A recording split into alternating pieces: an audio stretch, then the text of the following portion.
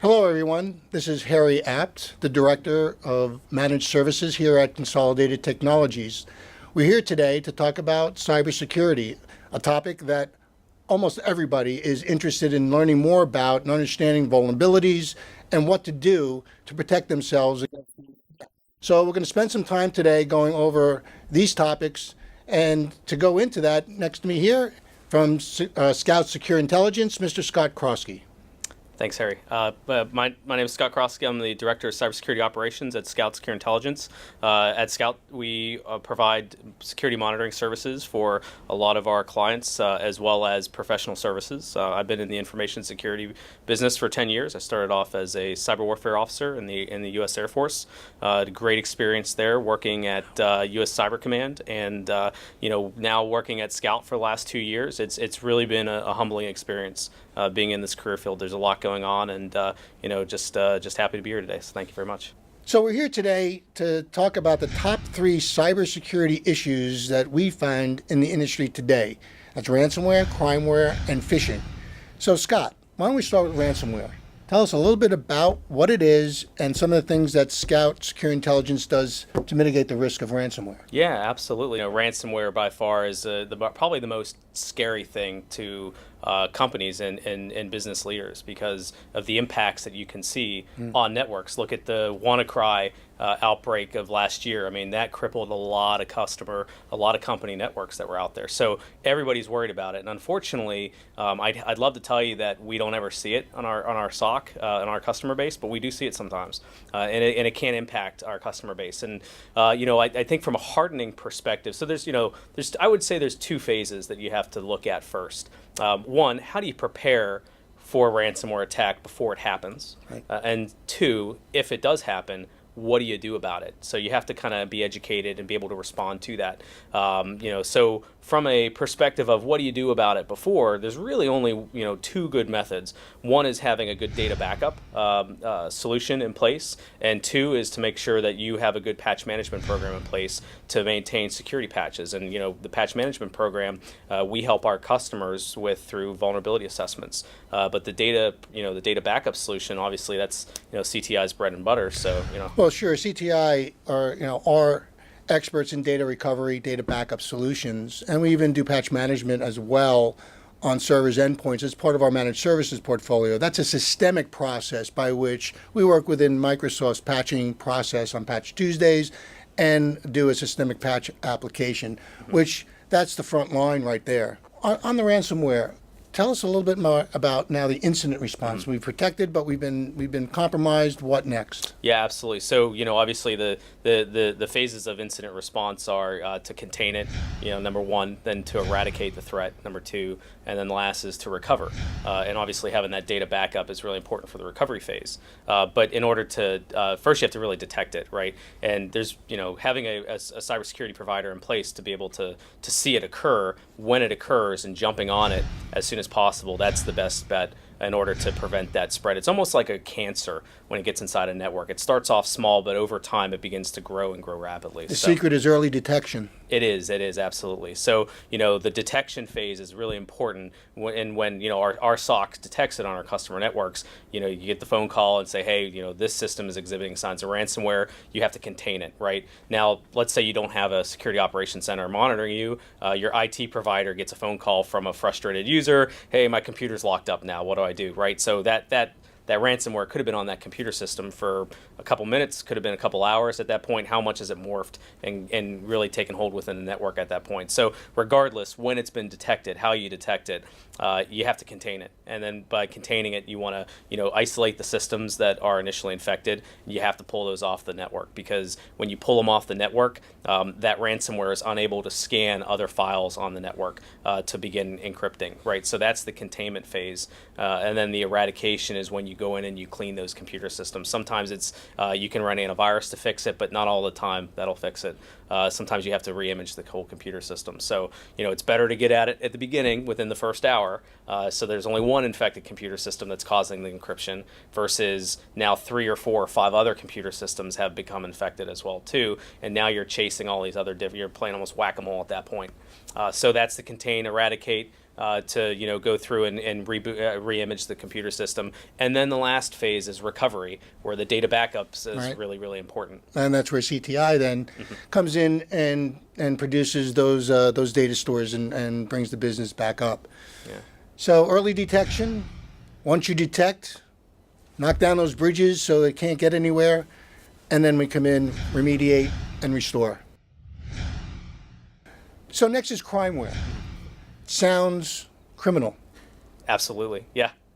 Tell us a little bit about crimeware, what we see out there and some of the things that Scout's doing to wrestle in those criminals. Absolutely. So, it's interesting because, the internet is really just an extension of criminal activity to begin with for people that use it in nefarious, methods. So, crime has been going around since, the law was established, right? So people that go against the law. So in crimeware, really anybody that's out there that is looking to make a quick payday off of, installing Trojans or installing some kind of adware or some kind of a spyware, software on your computer system to collect information. Right. And they can collect any kind of information about what your habits are. They can collect your personal information so that they can sell it. I mean, your information, it can be stolen off of your computer system and sold on the dark web. And the thing about spyware is you don't know it's spying. Exactly. Yeah, so there's nothing happening at the moment spying. I'm sorry. No, absolutely. So, it's people are just looking to steal as much information as possible because there's a profit behind it.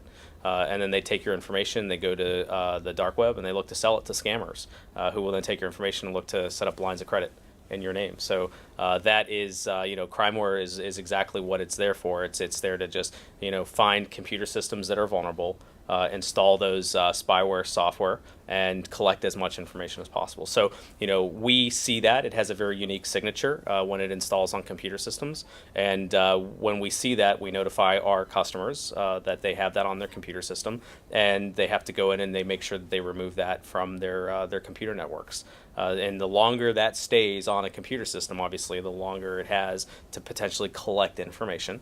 And, the sooner you can, just like with ransomware, the sooner that you can eradicate that out of the network, the better off you are in actually preventing a major breach where actual sensitive information is stolen. And the last one on our list for this afternoon, Scott, is phishing. Mm-hmm. And obviously, it implies that people are trying to find what they can in one way or another. Tell us a little bit more the technical aspects and what Scout does, to prevent phishing inside our customers' networks. Yeah, absolutely. So phishing is a subset of social engineering, and social engineering is a method which somebody tries to get you or an individual to give up information that they wouldn't normally give up. Right, so email is one method in order to do that. It's very effective too. A lot of attackers that are out there, they have phishing campaigns where they will go out and collect, hundreds and hundreds and thousands in some case email accounts and email addresses, and then attempt to just spam them with information that says, hey, your HR plan is changing. Click here, or you have a new security alert message for your Apple account. Click here to read that message. Right? There's many different methods that they can use. E-faxes is also really popular one right now where, hey, you just received an incoming fax message, click here to download it.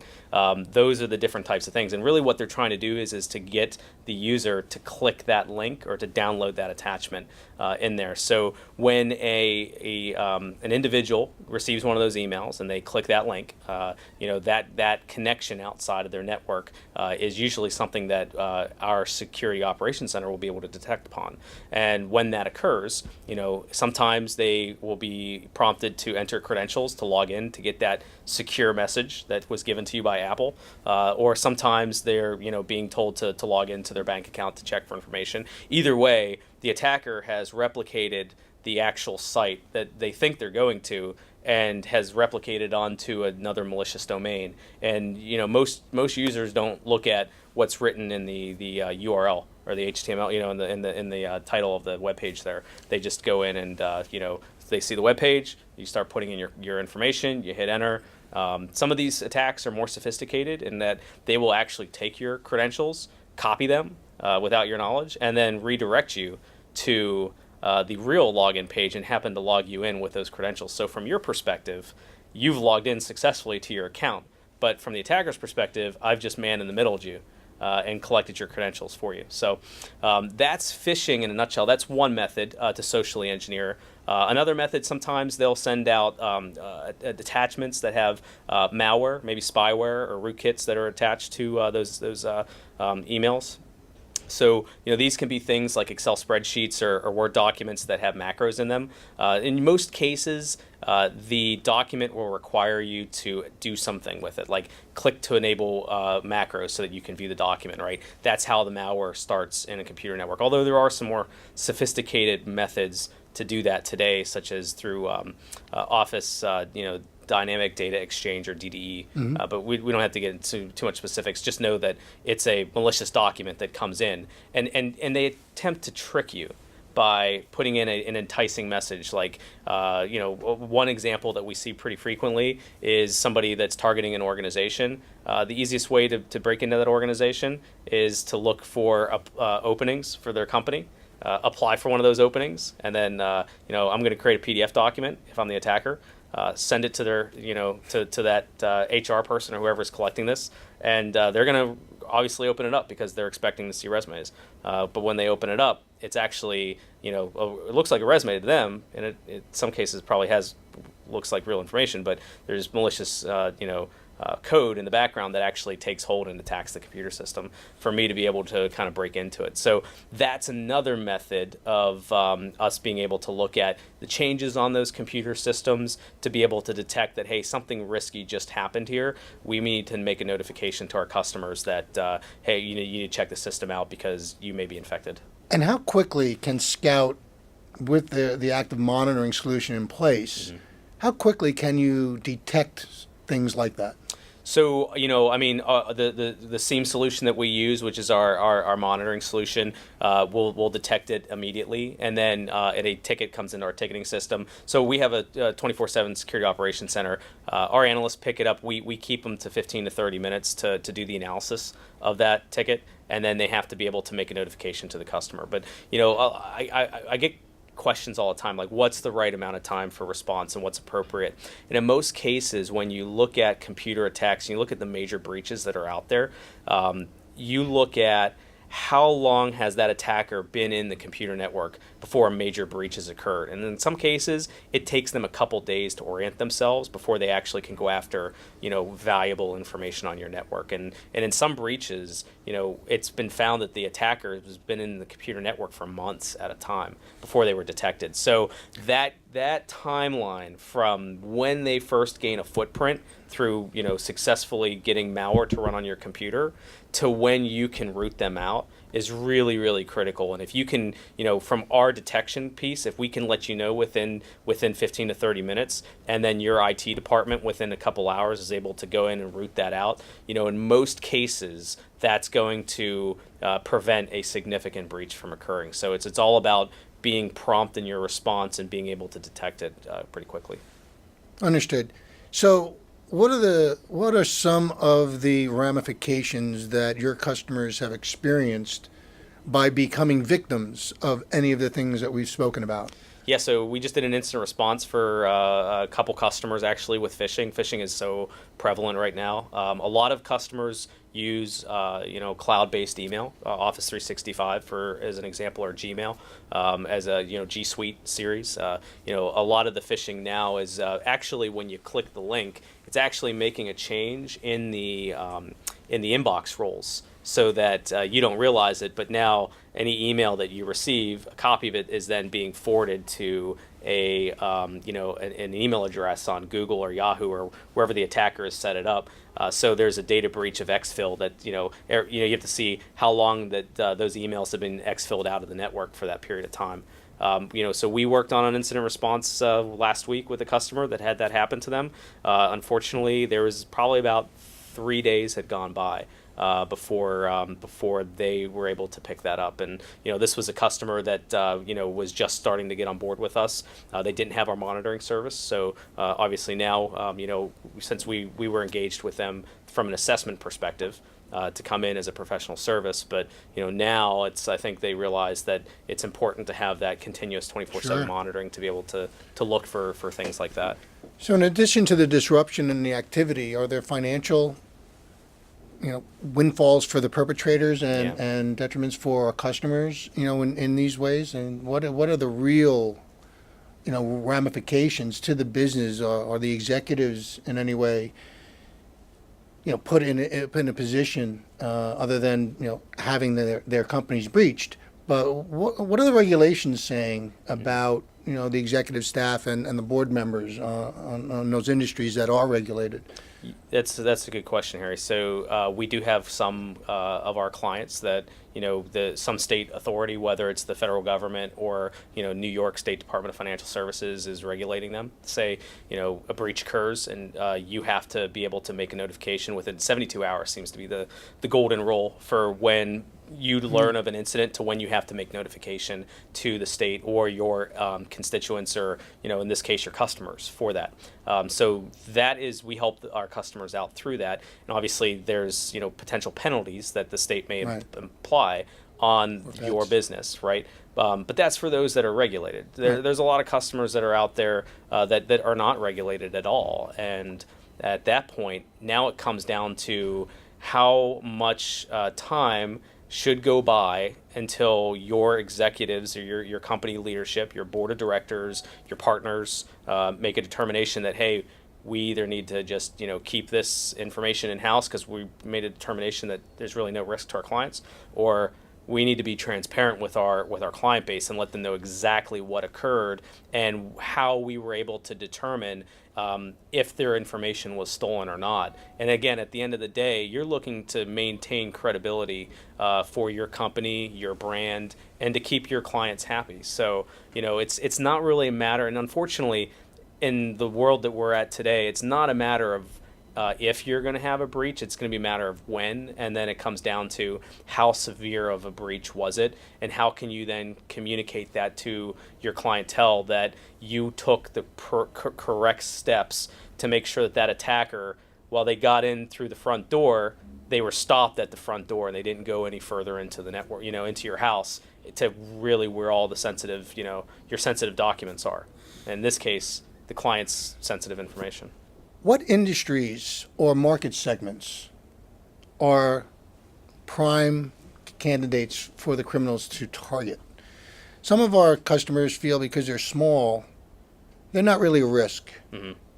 And other customers that are quite a bit larger feel that they have the proper mechanisms in place, right? So it's a disparate community. We have small Right. business, with little IT background normally, and then you have large business with a lot of IT background. Who's more susceptible, or is there anyone that's more or less susceptible? Yeah, I mean that's a very good question, and in most cases, people say hackers are they look for the easiest prey to go after because they're looking for a quick payday. And it was interesting enough when I started off as my training as a cyber warfare officer, I had an FBI agent that was training our class, and he told everybody, he said, look, people are out there that will steal every nickel and dime out of this country, and I wholeheartedly believe it. And that's literally what most of these attackers do. Most of them, not all of them, most of them are looking for that quick payday. So who's the easier target? Somebody who's left their front door open in their house, or somebody that has a lock on their front door, right? So it comes down to the easiest target of opportunity. And whether you're a small business or whether you're a large business, most time they don't really care. They're just looking for that target of opportunity. So virtually everybody is a target. For the crime-ware stuff, absolutely. Absolutely. Yeah. Now, you also have the more persistent and advanced threats, such as state actors or maybe certain security companies or industries that are looking to, cause an effect. Like, hacktivists will do something for a cause. You see all kind of them out there. That's a new one for me, folks. Yeah. Some terrorist organizations do that. We've even seen some environmental groups will do that for a cause because you're using something that's unfriendly against the environment. So we want to hack your network to show you that you shouldn't be doing what you're doing in your line of business. So it's all crime when you come down to it. Sure. So in essence, Scott, big, medium, small, We all have targets on our backs. Absolutely. Yeah. So let's get back to the social engineering aspect of what we're talking about. I, as a business owner, how do I detect when my employees are being attacked by a social engineering criminal? So I think the first thing is to make sure that all of your employees know that they are a target of social engineering, and then being able to recognize when they are being socially engineered. So there's a couple red flags, if you will, Right. that hey, employees need to be aware of, and you can train your employees through security awareness training. Sometimes we would also recommend that not only do you train them once a year, maybe you actually do socially engineer them to see if they fall victim to this. And really, it's a good sense for them to understand. Oh yeah, now I need to be aware of all of this, and Right. my company management is testing me as well. Sort of like a fire drill. Exactly. So how do you recognize that? Well, the first one, if you're if you're reading an email, you're getting a phone call and the grammar seems to be off, that could be a potential red flag. But really, the main red flags that everybody needs to be aware of is sense of urgency is number one. That person that's socially engineering you is going to create a sense of urgency. So this has to be done by the end of the day today, or your computer, you get a phone call from a computer technician from the company that says, hey, we're doing a audit of the computer system. I need to do this now because your computer's at risk. I need you to go to this website. That's a sense of urgency that they're trying to manipulate you into doing something right there and then. And it seems that they're using fear to drive your behavior. Sometimes they do, absolutely. Sometimes it'll be, well, this needs to be done, or else, your HR benefits may lapse, or this needs to be done because, the statistics are being rolled up to your management. There's different types of things that they use to create fear. In most people, so if you're targeting the company, they're going to use those tactics. In broader social engineering, fear could be, the IRS scams that are going on now is, people will get phone calls saying, if you don't do this now, the police will come and arrest you, which is totally bogus. Right. But yeah, sometimes they will, through that sense of urgency, try to put fear in you as well too. So those are absolute red flags as well. And when we're all in our busy day, unless we're really trained and really thinking about it, right, we could easily miss those indicators It and is. those initial signs. Now, another sign is the unsolicited nature of that request. Now, this is another key. If you don't remember any of them, the two main ones is creating that sense of urgency, and it's unsolicited requests. So you get a phone call out of the blue, or you get an email from somebody out of the blue that you're not expecting, like those DocuSign emails, or incoming fax message emails. Those are things that you should, if you got those email and you know who the sender potentially is, pick up the phone, give them a call, and say, did you actually send this? So, is it unsolicited? Are they creating a sense of urgency? Or there's some kind of a fear tactic that's being put in place? Is the grammar off a little bit? Those are telltale signs. One other one I would also say too is sometimes we're all humans, and most people would just try to help others out. If you're having an issue, you ask for help, I want to willing to give you a hand. So attackers know this as well, and they try to exploit that in their victims, and they will attempt to solicit your help or your request so that you can feel like you're helping them out, but in reality they're using you to give up information that you shouldn't be giving Tapping out. into emotion, fear, Exactly. empathy, things like that. Exactly. Yeah. So you mentioned something earlier I'd like to build upon, and that's the IRS. In your experience, have you seen any rhythm to cyber activity, cyber crime activity, such as the IRS and tax season presents a unique period of time where there's lots of activity, people are doing things, and the criminals kind of launch on top of those activities? What kind of things can you tell us about that can kind of be associated with cybercrime? Yeah, absolutely. There is a seasonality to these types of activities for social engineering. Obviously during the holiday season, you're going to see attempts for you because your gifts aren't delivered on time, or maybe there's the FedEx, UPX, scams that go on during that time. Right now, obviously, is the tax season and tax fraud. So there is a rhythm to it, but also they also can be caused by natural disasters as well. So when you think of a major hurricane, or think of a major earthquake that really devastates a community, there's going to be the Red Cross and FEMA that are standing up support for them, and people will request donations. Those you have to be wary about as well too, and you have to, if obviously if you want to donate to those, that's great. Right. But do a little bit of research first before you actually start making those donations. The GoFundMe pages, they can be great, but most of the time you have to really know the person that's setting that up to make sure that you're donating to the right cause. There's other organizations out there that you just have to follow that string and find out, is it really connected to a legitimate organization, or is this somebody attempting to just take advantage of this horrible situation. As a company, what is my biggest weakness? What should I fix first if I've got something broken? That's a good question. I mean, it's the biggest weakness, I think, for most companies is just, the ones that don't realize that they're a target are have the worst problem. They have to realize that. And once you've come across that and realize that you are a target and you need to take these actions, now it comes down to, not knowing what you don't know. And there's ways in which you can go about hardening your network, right? So one, how's your patch management program? Are your IT department or your third-party IT provider being able to keep up with these patches? Absolutely. That's important. Another one is monitoring who's watching your network 24/7 to make sure that bad things aren't being done against that network, right? So those are the types of initiatives that you want to start taking a look at. Other methods would be doing an assessment to go through and say, okay, where are my strengths today as a company, for my entire cybersecurity program? And people say cybersecurity program, but it's a larger thing. It's not just cyber, right? Cyber is the term of the day right now, but it's information security, and there's physical aspects to that. So testing those and being able to say, okay, I've got a clean desk policy, but are my employees really following that clean desk policy? And my visitors, are they really being escorted? Because we have that in policy, but is it actually being done? So having an assessment to come in and check those areas to see where your gaps are is another way in which you can learn about what you don't know, and it doesn't take a whole lot of time.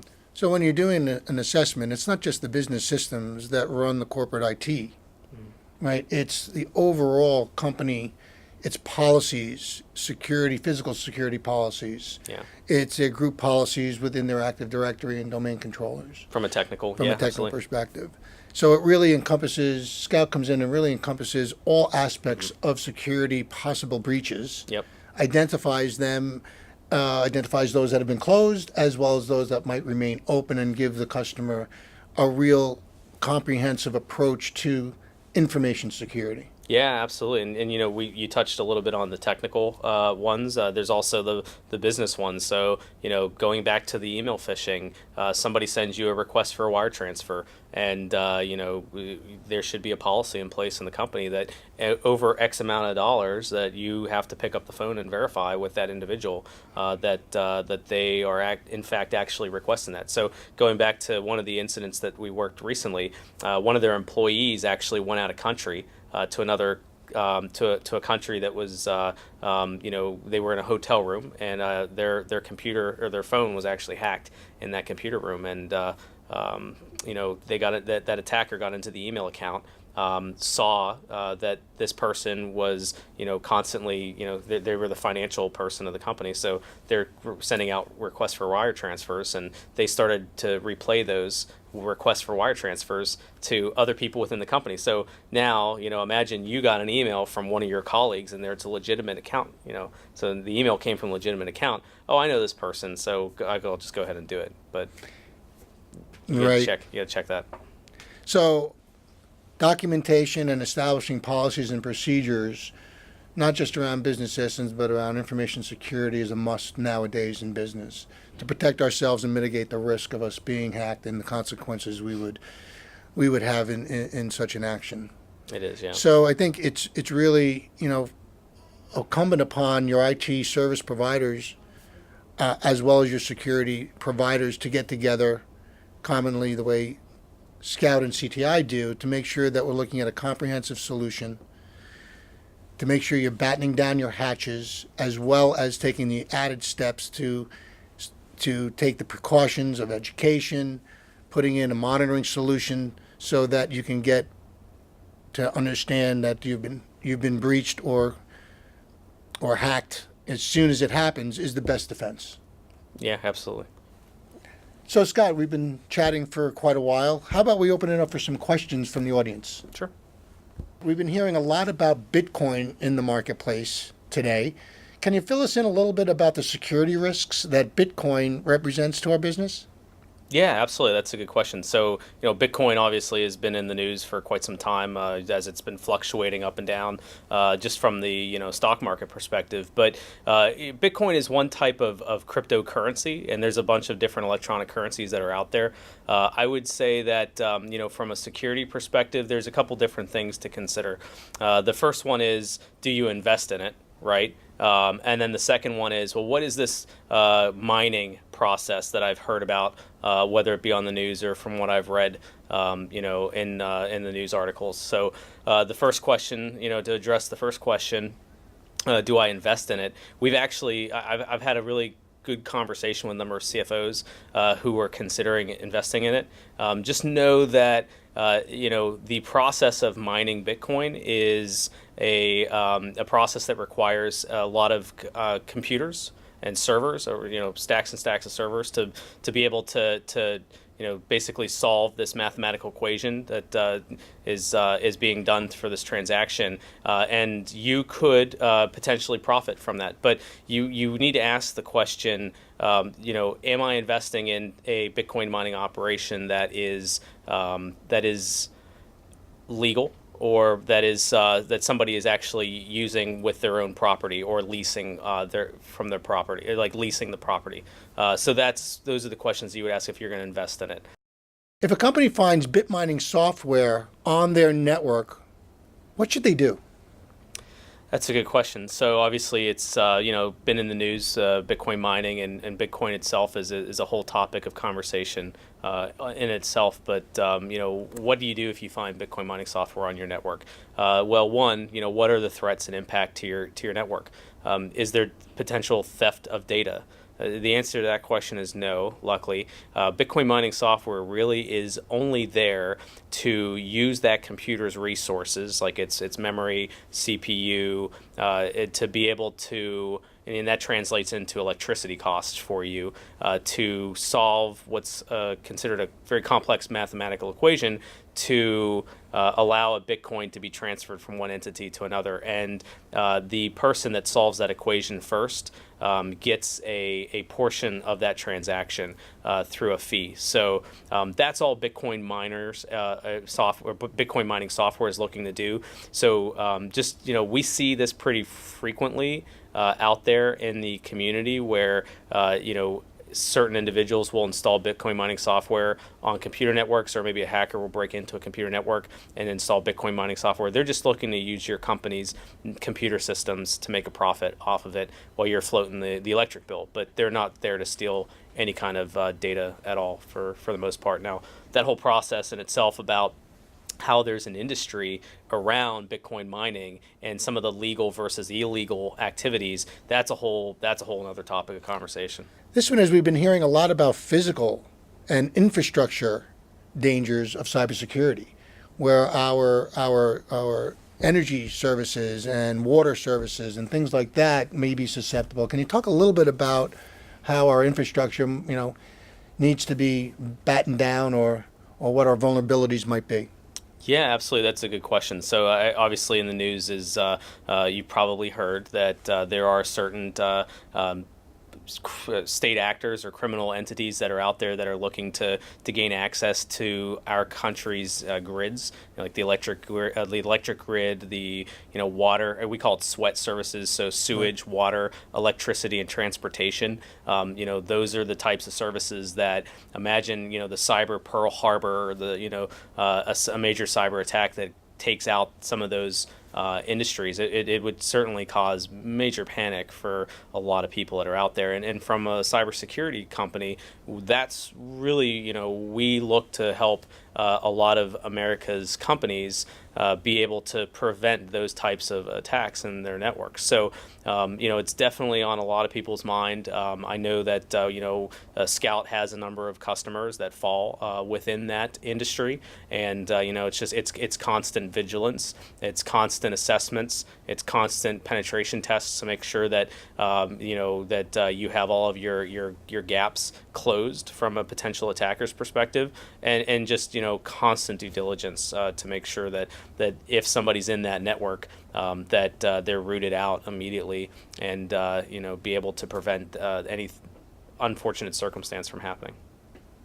We've taken IT security precautions, IT firewalls, group policies, two-stage authentication factor in our IT policies and protocols. What's the next advanced step that I can take to keep my company secure from a cybersecurity perspective? Right. That's a great question, and obviously commend you on having the foresight to be able to put in that basic, defensive infrastructure in place in your network. So, the next step that I would recommend is to look at doing a monitoring solution to be able to detect when unauthorized activity begins to occur on your network, so that you can, shorten that incident response time down to, minutes or, an hour or two versus days and months in those cases. Another one, a good quick bang for your buck, would certainly be user education, absolutely, and being able to, tell your employees that they are a target, that how to recognize social engineering threats, and then test them on it too, by once a quarter, once a year. Set up a email phishing campaign. You can use Scout. You can use online providers that do this as well, to be able to phish your employees and see how many of them actually did recognize the training. So those are some really easy next steps to be able to bring your security needle from good to even better. And then if you want to go a little bit more advanced, I'd also recommended penetration testing, both from an external attack and an internal as well. We recommend those once a year. And then if you're hosting any web services, obviously a web penetration test as well too against those web servers. So, Scott, we certainly covered a lot of information today. Thank you very much for joining us and sharing your experiences and knowledge with our customers out here. My pleasure. Now, if anybody has any further questions about the topics or a topic that we might not have covered in today's session, please feel free to reach out to us at any time. Thank you and have a great day.